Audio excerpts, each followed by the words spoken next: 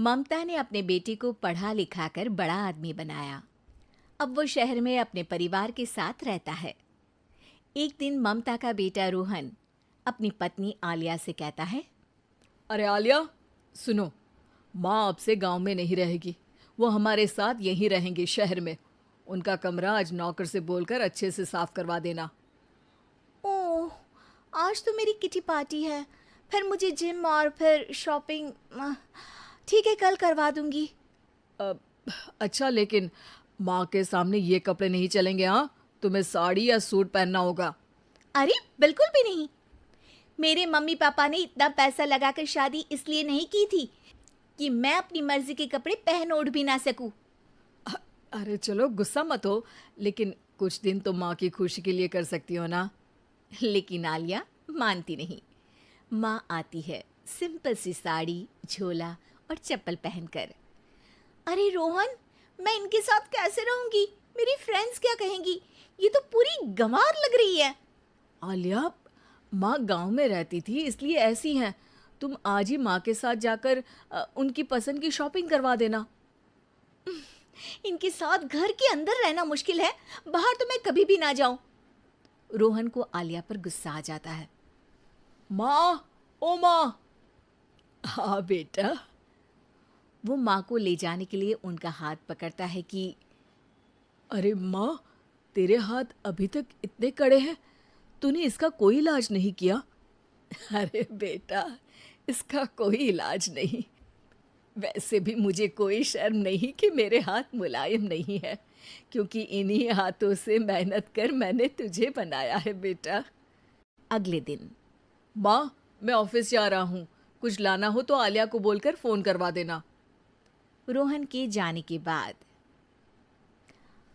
आप ना आज कमरे में ही रहिएगा, घर में पार्टी है, मेरी सहेलियां आ रही हैं, मैं उन लोगों के सामने आपको नहीं ला सकती हूँ।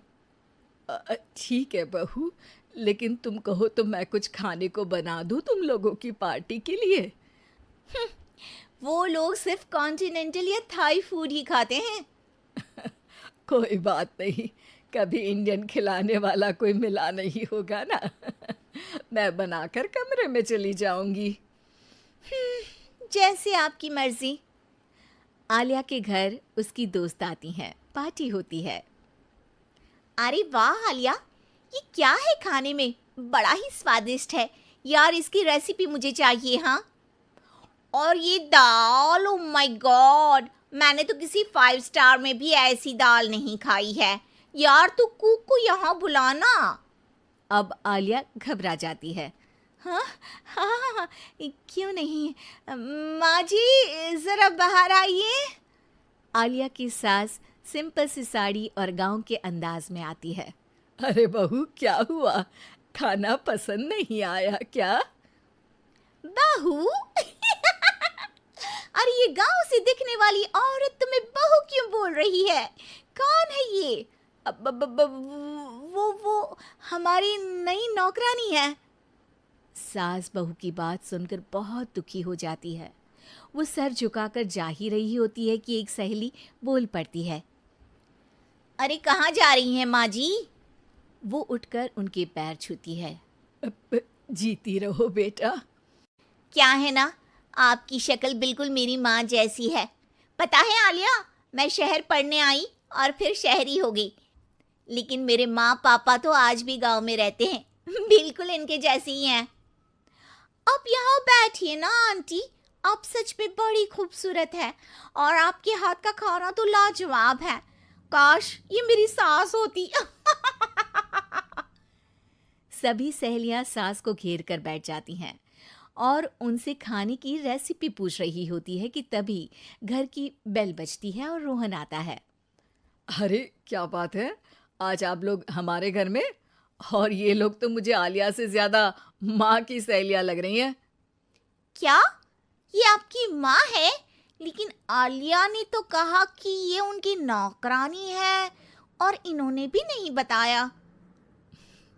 वो नहीं बताएंगी, क्योंकि उनके लिए बच्चों की इज्जत और उनकी खुशी सबसे पहले है।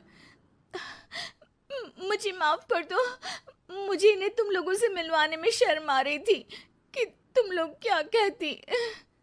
अरे अब तो हमें शर्म आ रही है कि तुम हम लोगों की सहेली हो।